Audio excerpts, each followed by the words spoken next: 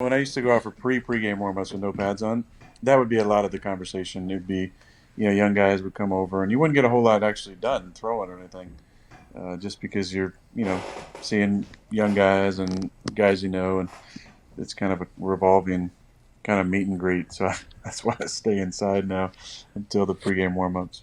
That's smart. Nobody came and talked to me out there, so I loved it. But it's not about that. It's just like the only reason to go out is to throw, like get a little warm. And I never really felt like I needed a whole lot. It was more because I popped my calf a couple times and I wanted to make sure my legs are warm. And I was just kind of getting superstitious about, getting 20 throws in with Jordy before the game and getting my calves warmed up and my hamstrings warmed up. And now I'm just kind of over that mindset, and I don't need it. How do you learn that routine? Like when you come in as a quarterback in the NFL, do you have to sit there and just do what your coaches tell you, or like say there's a starter and you're a backup, you got to do what he does and follow him? No, not necessarily. I mean, Brett never really liked to go out either. I don't think he ever really went out in those 3 years. For me, it was just kind of, all right, what did I do in college? In college, you went out with your leg pads on and you warmed up and you ran around and you threw some passes. So that's what I started doing. And then when it gets cold, then that's that crisis of conscience where you're like, do I really want to go out right now because it's like 20 degrees? I don't have pads on yet. Or do I want to stay inside? And, I think your routine, you have to watch the older guys, but at the same time, it has to be something that's comfortable for you.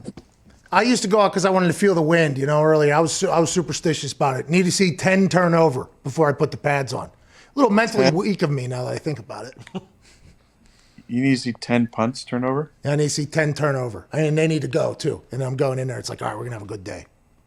Going in there? Yeah, sometimes I'll tell you, took us like 25, 30 balls to get those 10 good ones, and we went into the locker room shook. There were some conversations on whether or not.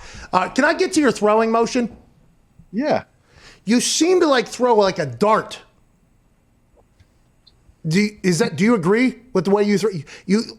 Have you always thrown? For instance, talk to Josh Allen earlier in the year. Josh Allen had this science thing connected to his body that basically told him what was firing when, like a golf simulator. Basically, it was like a golf simulator. And it turns out his hands were in front of his hips, so it was a little bit off, and he got his hips more in tune with his body and everything like that. He's changed his throwing motion, and you've been able to see that, obviously, on the field. You're just notoriously known as this guy who's just a great ball thrower, like the greatest thrower of a pigskin of all time.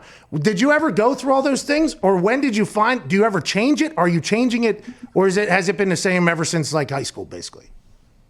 Well, I went through some different mechanical adjustments from really junior college to Cal and back to the league. When I went from JUCO to Cal, Coach Tepper wanted the ball up on the shelf.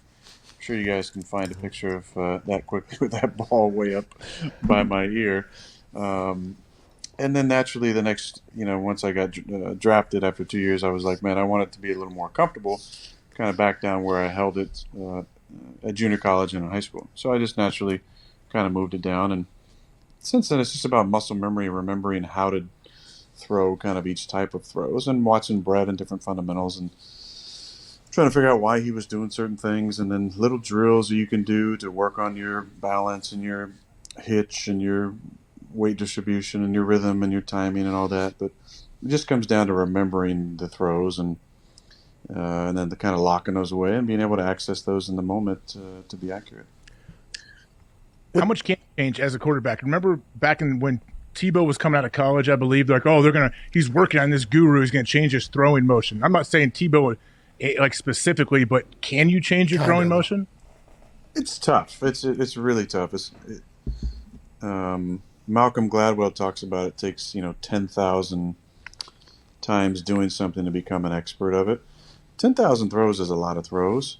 And I think if you've banked, say, 50 to 100,000 throws, doing it a certain way, 10,000 isn't going to be enough to change it. It's going to be, I don't really know how, unless you can fit yourself up on some sort of special harness or machine to get you in a certain way. I think it's hard to kind of break ingrained muscle memory. That's why I always tell young quarterbacks, and Tom Clements used to harp on this as a young player for me, but exaggerating fundamentals in the drill work is the only way anything can carry over to the active live situations, because you have to overdo it in order for something to click in when you're in those live drills to be able to change things. So for me, it was exaggerating maybe my hitch to make sure I'm really using my legs at the back end of my drop, or exaggerating the movement in the pocket where I'm not just slightly getting off the midline, I am jumping off the midline right, jumping left, to learn how to